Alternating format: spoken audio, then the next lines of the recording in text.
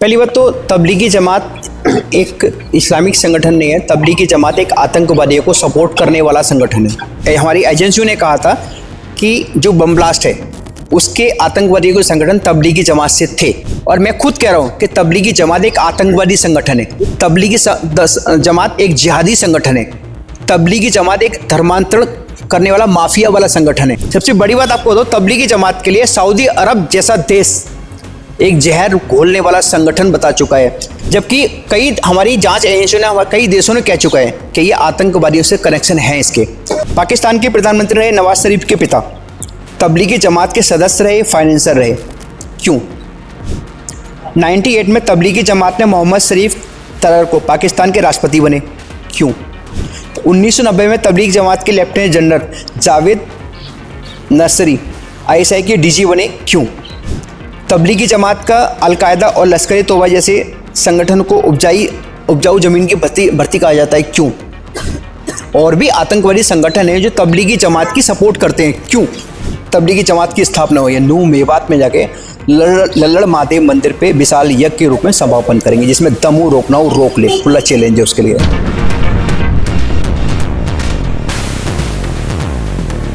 साल 2020 में तबलीगी जमात का मुद्दा जो है बेहद ही उछलता हुआ दिखाई दिया, और उसके बाद से ही लगातार तबलीगी जमात के ऊपर सवाल जवाब निशान खड़े होते हुए दिखाई दिए। इस वक्त हमारे साथ मौजूद है बातचीत करने के लिए सिमरन गुप्ता जी। सर, आपने काफी जगह पर ज्ञापन सौंपा है कि तबलीगी जमात जो है उसको बैन करा देना चाहिए, तो ऐसा क्यों? पहली बात तो तबलीगी जमात एक इस्लामिक संगठन नहीं है। तबलीगी जमात एक आतंकवादियों को सपोर्ट करने वाला संगठन है, क्योंकि तबलीगी जमात की स्थापना 1926 में हुई थी। तबलीगी जमात को कांग्रेस ने RSS को काउंटर करने के लिए स्थापना कराई थी। 1925 में RSS की नागपुर में स्थापना हुई। 1926 में नूह में मेवात में तबलीगी जमात की स्थापना हुई।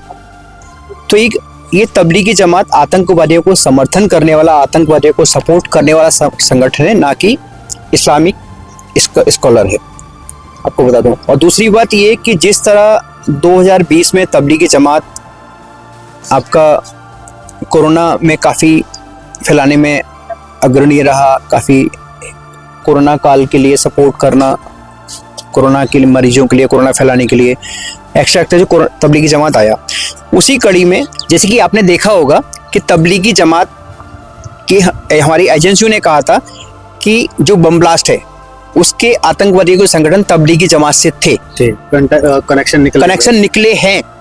और मैं खुद कह रहा हूँ कि तबलीगी जमात एक आतंकवादी संगठन है। तबलीगी जमात एक जिहादी संगठन है। तबलीगी जमात एक धर्मांतरण करने वाला माफिया वाला संगठन है। पर वहीं पर अगर मुस्लिम पक्ष की बात करें तो बोलते हैं कि अल्लाह तक पैगाम अगर पहुंचाना है तो तबलीगी जमात पहुंचाती है, ये तो हमारे धर्म का काम करते हैं, अच्छा काम करते हैं। आप एक बात बताओ, कोई भी काम करता है तो गुपचुप तरीके से क्यों करता है? गुपचुप तरीके से काम कौन करता है? आप मुझे बताओ, आप पत्रकार हो, कोई जो भी काम करता है खुलेआम भी काम करता है, अच्छा आदमी हो खुलेआम प्रचार करेगा अपना। चुपचाप प्रचार क्यों करते हैं ये लोग? सोशल मीडिया से दूर क्यों रहते हैं? आम जनता से दूर क्यों रहते हैं? पुलिस प्रशासन से दूर क्यों रहते हैं? गलत है तभी ना।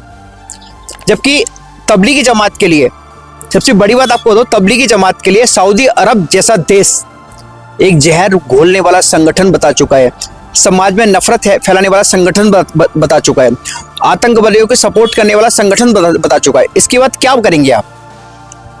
कई मुस्लिम कंट्रियों ने इसे बैन किया हुआ है।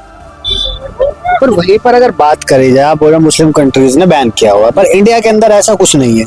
इंडिया के अंदर जो है सारी चीजें होती है। जब बात करो, चाहे वो किसी भी पक्ष की बात करें, हालांकि मुसलमान पक्ष जो है वो साफ बोलते हैं कि ये तो हमारे अल्लाह का पैगाम पहुंचा रहे हैं। साथ ही साथ वो काफी सारी चीजें वायरल होती है, जैसे थूक देना, ऐसी चीजें। कोरोना काल में भी आपने देखा था कि किस तरीके से जो है वहां पर एक तरीके से संक्रमण ही फैलाने का काम कर रहे थे। ये चीज भी नैरेटिव से सेट हुआ था, पर वो तबलीगी जमात का काम नहीं था। आप मुझे ये कौन कह रहे? तबलीगी जमात के 6 सिद्धांत हैं। तबलीगी जमात सिद्धांत है: कलीमा सलाह, इल्मो जिक्र, इकरामे मुस्लिम, इखलासे नियत और दावत ओ तबलीग।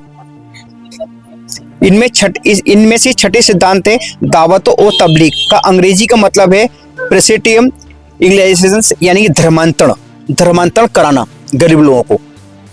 गरीब हमारे हिंदू माँ बहनों को धर्मांतर करा के उनकी अपने समाज में जबरदस्ती शादी करने निकाह कराना, ये का सही काम है? ये अल्लाह तक पहुंचाने का इनका पैगाम है, अल्लाह तक पहुंचाने का पैगाम है, तो खुलेआम करें। खुलेआम क्यों नहीं करते ये लोग?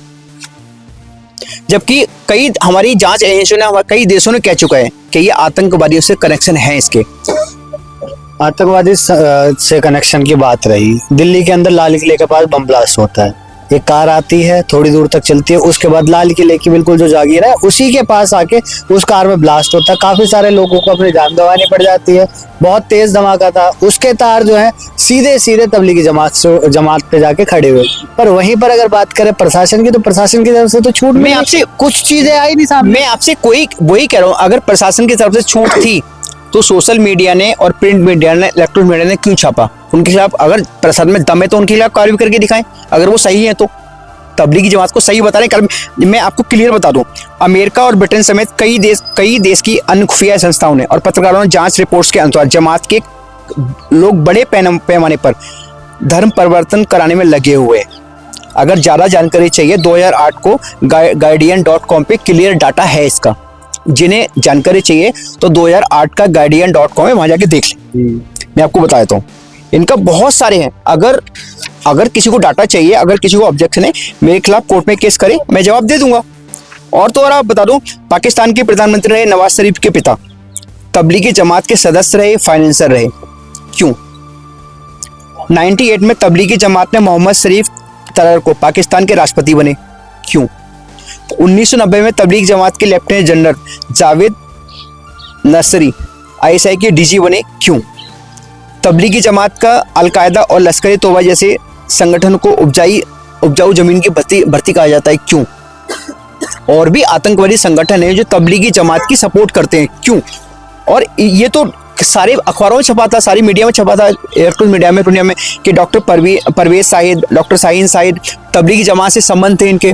तबलीगी जमात के जो मस्जिद मदरसे हैं वहाँ जाके इन्होंने शिक्षा दी, जमात के उनके लिए एक स्लीपर सेल बनाया। क्यों? काउंटर को तैयार हूं मैं। तो आपने पूरा ये पर्चा बना रखा है, तो इसमें रिसीविंग कहाँ से? रिसीविंग मैंने राष्ट्रपति, प्रधानमंत्री, गृह मंत्री, दिल्ली की मुख्यमंत्री, दिल्ली पुलिस कमिश्नर और जहाँ से ये सबको दिया, और जितने भी प्रदेश के मुख्यमंत्री हैं, 28 प्रदेशों के मुख्यमंत्री हैं 8 नेशनल टेरिटरी हैं, सबके लिए, राज्यपाल के लिए, मुख्यमंत्री के लिए, डायरेक्टर जनरल के लिए और चीफ सेक्रेटरी के लिए दिया है। अगर इसमें 3 महीने के अंदर कार्रवाई नहीं होती है तो मैं 1 मई को हम लोग पानीपत से, जिस जगह से मुसलमानों के खिलाफ जो हमारे आतंकवादी हमारे देश में घुसकर आए थे, जिहादी लड़ाई शुरू होती, एक मुहिम हम यात्रा शुरू करेंगे। इस यात्रा का नाम होगा शहीद दिव्य ज्योति यात्रा। यह यात्रा पानीपत से दिल्ली, दिल्ली से यूपी से हरियाणा, उधर राजस्थान से गुजरात से जिस जगह तबलीगी जमात की स्थापना हुई है, नूह मेवात में जाके लल्लड़ महादेव मंदिर पे विशाल यज्ञ के रूप में समापन करेंगे, जिसमें दमू रोकना हो रोक ले, खुला चैलेंज है उसके लिए। जब आपने ज्ञापन सौंपा तब सरकारों के क्या रुख थे, चाहे वो दिल्ली के मुख्यमंत्री की बात कर? अभी देखो, अभी एकदम तो मैंने नहीं, अभी 2 दिन पहले ज्ञापन सौंपा है, और अगर नहीं होता है तो मैं खुलेआम चैलेंज से कह रहा हूँ, जिसमें दमू रोक ले, खुला चैलेंज है उसके लिए मेरा। मैं अगस्त से पहले SLP सुप्रीम कोर्ट में दायर करूंगा इसे बैन कराने के लिए। जिस तरह मैंने PFI को बैन कराया, उस तरह इस संगठन को भी बैन करा के रहूंगा। ये फौजी की बेटी की जवान है, ये चैलेंज है उन जिहादी आतंकवादियों के लिए। तब मैं तो रोक ले मुझे। चलो, हमसे बात करने के लिए, तो ये हमारे साथ बातचीत करने के लिए, तमाम मुद्दे पर ज्यादा जानकारी देने के लिए सिमरन गुप्ता जी। फिलहाल के लिए बस इतना ही। दैनिक न्यूज़ लाइव के लिए दिल्ली से अभिषेक सिंह।